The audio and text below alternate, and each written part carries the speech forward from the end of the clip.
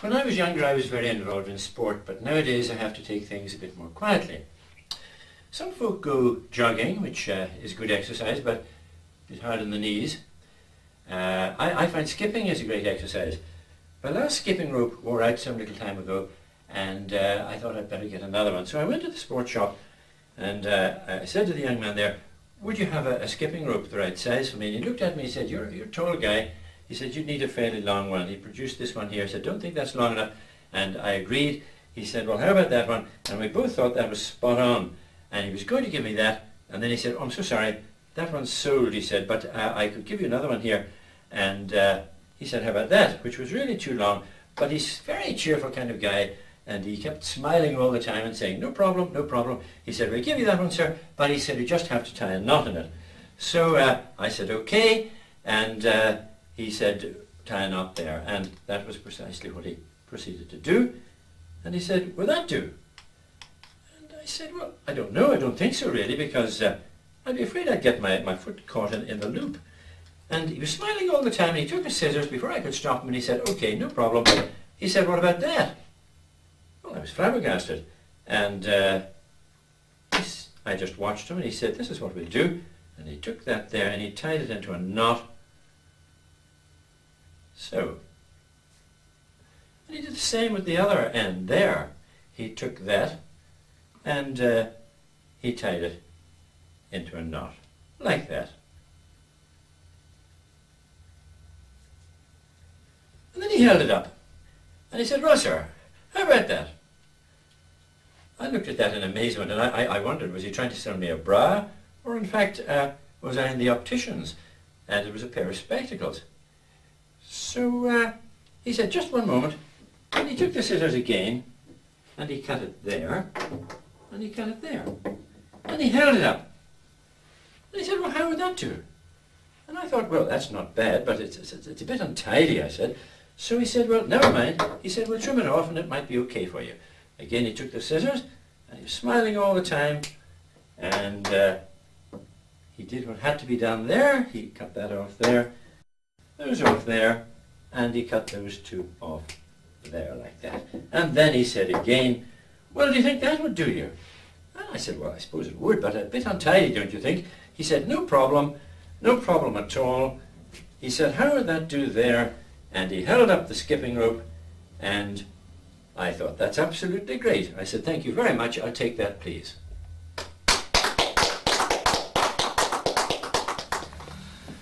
Des, you've been with the Society a long time. Are there any memories you'd like to share with us? Well, I remember at the very first AGM there was a contest for the position of Vice Chairman. Eric Pollock was proposed, and also Eric Bancroft. And after the vote, Eric was declared the winner. That's Eric Pollock. That was a very fortunate decision for the Society, because it was the start of a third of a century of service to the Society by Eric Pollock. He was chairman on several occasions. He did a 10-year stint as secretary while Ted Oldham took a break. He was PRO, convention organiser, vice president, and then he was elected as president of the Society in succession to his friend Eustace Malcolm. Eric was not only active on the organisational side, he was active on the performing side. When the Society put on charity shows, Eric volunteered. When the Downey Cup or Jim McCall competitions would come round, Eric was always on hand, very often filling in just to make the numbers up, to make sure that the competition would take place. And of course he was a regular performer at the monthly meetings. What I have to show you is something a little bit of a Chinese flavour. We saw one or two flicks from a China man a few acts ago, and this particular one was shown to me by a lovely Chinaman whose name was Wu Wong. I don't know why, but he got a lot of wrong numbers. Anyway, he said to me, "Eric, he said, I'm going to show you how you put something through nothing." And he displayed in front of me, it's a very nice letter plate. As you can see, it's decorated in the front and the back. It has a hole on it for hanging up. And he says, "I'll show you something which is really quite peculiar." And he took out his pocket his little barrel. And he put the barrel through the little hole like that, and he blew on the plastic like that, so much so that the plastic became quite warm. And he took that pen and he went round and round in circles like this. My eyes boggled to see what on earth was happening. And it went right round, gentlemen, until eventually it came to the other end like that. And he took the pen out and left the hole at the other end. And I thought that was a very good trick. It was probably the old saying, if you want something done, ask a busy man, because Eric was a busy man. He was in senior management at the power station. He was a lifelong member of the church choir because he had a fine voice. He was a member of the local operatic society, and later on he became very interested in bowling. So perhaps it's not surprising that on occasions an effect would go wrong.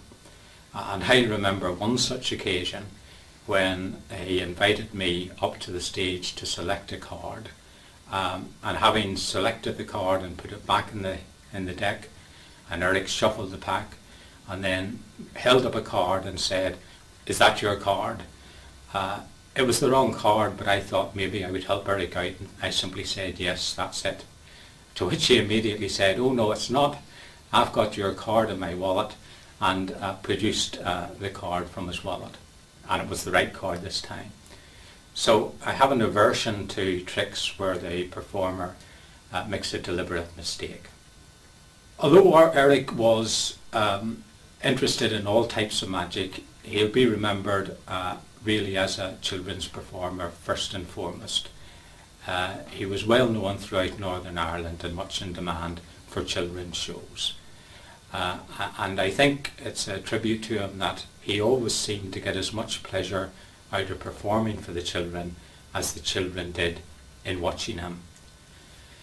But Eric didn't restrict himself to the local scene. He was a member of the International Brotherhood of Magicians, past president of the Irish Ring.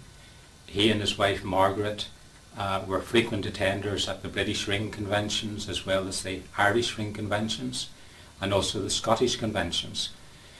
Indeed, at one of the Scottish conventions it was opened by a unique duo of IBM presidents. One was Eric Pollock, who was president of the Irish Ring at that time, and the other was the president of the British Ring, Duncan Fletcher. Wherever he and Margaret went, they formed firm friendships and cemented these at later conventions. He was really an ambassador for Irish magic. Mentioning Margaret, Margaret of course had always had great interest in the USM and still has. For many years the committee meetings were held in their house, and Margaret always supplied a very nice supper to break up perhaps sometimes the monotony of the committee meetings. Even if she was going out to another meeting herself, she always made sure that that was on hand for us. And of course on many of our open nights, the only visitor that we had was Margaret, if we could call Margaret a visitor. And so more recently we decided that in view of the service and interest that she had had in the USM, she would be elected an honorary life member. When Eric passed away, his props and books were sold at a special auction in the society, and it is nice to see some of those props still appearing at our monthly meetings performed by newer members. Margaret very generously donated the proceedings, which were considerable, to the funds of the USM and the Irish Ring. And we, for our part, established the Eric Pollock Award, a trophy for competition between the societies in Ireland, which takes place at the convention. And so because of the Eric Pollock Award, his name will be remembered for many years to come.